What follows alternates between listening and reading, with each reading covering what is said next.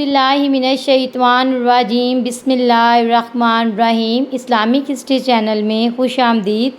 آج کی اس ویڈیو میں آپ کو ایک افسانوی سبق آموز قصہ سنایا جائے گا۔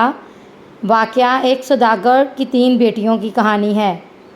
ایک شخص کی سب سے چھوٹی بیٹی اپنے باپ کو چھوڑ کر کیوں چلی گئی، اور جب وہ اپنا گھر چھوڑ کر گئی تو اس کی شادی بادشاہ سے کس طرح ہوئی، یہ سب جاننے کے لیے ویڈیو کو اینڈ تک لازمی دیکھیے۔ ایک دفعہ کا ذکر ہے، ایک سوداگر تھا، اس کی 3 بیٹیاں تھیں اور تینوں بے حد خوبصورت تھیں۔ سوداگر کو اپنی تینوں بیٹیوں سے بے پناہ محبت تھی۔ وہ کبھی کبھار یہ سوچتا تھا کہ کہیں اس کی کوئی بیٹی اس کو چھوڑ کر نہ چلی جائے۔ سوداگر نے فیصلہ کیا کہ وہ اپنی بیٹیوں سے پوچھے گا کہ وہ اپنے باپ سے کتنی محبت کرتی ہیں۔ یہ سوچ کر وہ سب سے پہلے اپنی بڑی بیٹی کے پاس گیا اور اس سے پوچھتا ہے، تم مجھ سے کتنی محبت کرتی ہو؟ بڑی بیٹی یہ سن کر جواب دیتی ہے، بابا جان، میں آپ سے اپنی جان سے بھی زیادہ پیار کرتی ہوں۔ پھر سوداگر دوسری بیٹی کے پاس گیا اور اس سے بھی یہی سوال کیا، اور دوسری بیٹی نے بہت خوبصورت جواب دیا کہ میں آپ سے ساری دنیا سے زیادہ محبت کرتی ہوں۔ اور یہ بات سن کر سوداگر بہت خوش ہوا اور دوسری بیٹی کو بہت ساری اشرفیاں دی۔ پھر سوداگر سب سے چھوٹی اور تیسری بیٹی کے پاس گیا، اس سے بھی یہی سوال کیا تو تیسری بیٹی نے جواب دیا، نمک کے برابر۔ سوداگر کو یہ بات سن کر بہت غصہ آیا اور اس نے اپنی چھوٹی بیٹی کو بہت ڈانٹا اور غصے میں یہاں تک بھی کہہ دیا کہ مجھے پتہ ہے تم ایک دن مجھے چھوڑ کر بھی چلی جاؤ گی، اس سے اچھا ہے کہ تم ابھی ہی چلی جاؤ۔ یہ بات چھوٹی بیٹی کے دل پر لگی، اس کو بہت دکھ ہوا۔ وہ کسی کو بنا بتائے وہاں سے روتی ہوئی چلی گئی۔ ابھی وہ جا ہی رہی تھی کہ راستے میں وہ ایک ایسی جگہ سے گزری جہاں بہت ساری ہری ہری گھاس تھی۔ وہ اپنے لباس پر ہی گھاس کا لباس بنا کر پہن لیا تاکہ کوئی اس کو پہچان نہ سکے، اور بادشاہ کے محل کے باہر جا کر کھڑی ہوئی اور وہاں موجود سپاہیوں سے کہنے لگی کہ مجھے کوئی کام مل جائے، مجھے کام کی بہت ضرورت ہے، مجھے سارے کام آتے ہیں۔ سپاہی بولا، نہیں لڑکی، ایسے ہم تمہیں کیسے کام پہ رکھ لیں؟ نہیں، یہاں کوئی کام نہیں ہے۔ لڑکی اداس ہو کر وہاں کھڑی رہی۔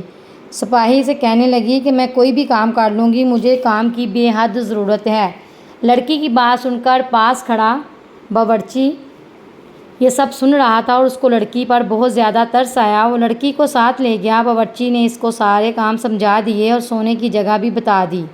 وہاں کام کرتی کسی عورت کو اس کا نام نہیں تھا آتا، وہاں کام کرتی کسی عورت کو بھی اس کا نام معلوم نہ تھا۔ اس لڑکی کا گھاس والا لباس دیکھ کر اس کا نام گسیاری رکھ دیا۔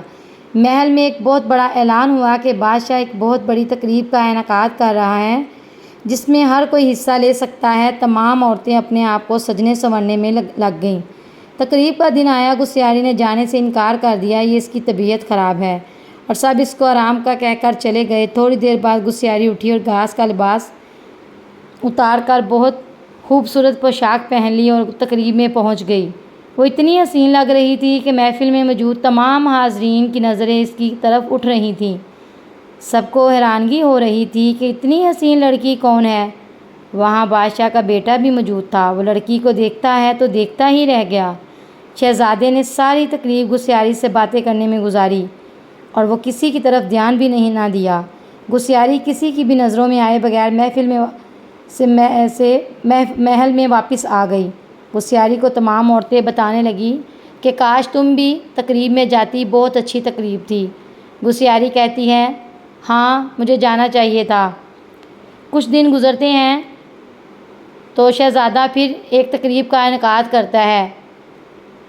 پچھلی دفعہ کی طرح گسیاری پھر طبیعت خراب کا بہانہ لگا کر جانے سے انکار کر دیتی ہے، اور تمام جو نوکر ہوتے ہیں وہ تمام نوکر تقریب میں پہنچ جاتے ہیں، اور کچھ دیر بعد گسیاری اٹھتی ہے اور ایک عمدہ لباس پہن کر تقریب میں چلی جاتی ہے۔ شہزادہ اس کو دیکھ کر بہت خوش ہوتا ہے، اور شہزادہ دل ہی دل میں سوچتا ہے کہ میں اپنے باپ بادشاہ سے اس لڑکی کے بارے میں ضرور بات کروں گا۔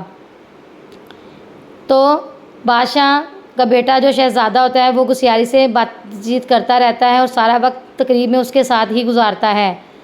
تو وہ اس کو پھر ایک انگوٹھی تحفے میں دیتا ہے۔ گسیاری وہ انگوٹھی لے کر بغیر کسی کی نظروں میں آئے محل میں واپس آ جاتی ہے۔ کچھ دن گزرتے ہیں تو شہزادہ جان بوجھ کر ایک اور تقریب کا انعقاد کرتا ہے اور تمام محل کے نوکروں کو اس میں بلاتا ہے۔ تمام لوگ اس میں آتے ہیں لیکن گسیاری اس میں نہیں جاتی۔ شہزادہ یہ سب دیکھ کر بہت پریشان ہوتا ہے اور اس کو اس بات کی فکر ہونے لگتی ہے کہ میں اس لڑکی کا کیسے پتہ چلاؤں گا، میں تو اس کو کچھ بھی نہیں جانتا کہ وہ کہاں رہتی ہے اور کہاں سے آئی تھی۔ وہ اس بات کو سوچ کر بہت افسردہ ہو جاتا ہے اور تقریب ختم ہو جاتی ہے۔ کچھ دن گزرتے ہیں تو شہزادہ تمام باورچی خانے کے تمام ملازموں کو یہ حکم دیتا ہے کہ اس کے لیے ساگودانے کی کھیر بنائی جائے۔ تمام لوگ ساگودانے کی کھیر بنانے کے لیے راضی ہوتے ہیں تو گسیاری اپنا نام اس میں شامل کرتی ہے اور اس بات کا ملازموں سے کہتی ہے کہ شہزادے کے لیے کھیر میں بناؤں گی۔ تو ساگودانے کی کھیر بنانے کے لیے شہزادی کو اس بات کی اجازت دی جاتی ہے۔ شہزادی جب ساگودانے کی کھیر تیار کرتی ہے تو پیالے میں کھیر ڈال کر بھیجتی ہے تو اس میں وہ انگوٹھی ڈال دیتی ہے جو شہزادے نے تقریب پر اس کو دی ہوتی ہے۔ شہزادہ جب ساگودانے کی کھیر کھاتا ہے تو انگوٹھی دیکھ کر حیران ہو جاتا ہے اور پھر وہ تمام ملازموں کو بلاتا ہے اور اعلان کرتا ہے کہ تمام ملازم حاضر ہوں۔ تمام ملازم آتے ہیں تو ان سے پوچھا جاتا ہے کہ یہ ساگودانے کی کھیر کس نے بنائی ہے۔ تو جب ان کو پتہ چلتا ہے کہ یہ گسیاری نے بنائی ہے تو بادشاہ اور شہزادے کے کہنے پر گسیاری کو بلایا جاتا ہے اور گسیاری اور شہزادے کی جو آپس میں بات چیت ہوتی ہے اس کا شہزادہ اپنے والد بادشاہ کو تمام قصہ سناتا ہے۔ پھر وہ اس سے پوچھتے ہیں کہ یہ تم کہاں سے آئی ہو اور کہاں کی ہو تم؟ تو پھر چھوٹی جو ہوتی ہے اس کی بیٹی سوداگر کی وہ اپنا سارا قصہ بادشاہ اور شہزادے کو بتاتی ہے اور بادشاہ ان دونوں کا نکاح کر دیتا ہے۔ جب ان کے نکاح ہو جاتا ہے تو ایک بہت بڑی تقریب کا اعلان کر دیا جاتا ہے۔ تقریب کا دن آتا ہے تو شہر کے معزز تمام لوگوں اور سوداگر اور تمام لوگوں کو بڑے بڑے لوگوں کو بلایا جاتا ہے اور اس میں گسیاری کا باپ بھی شامل ہوتا ہے۔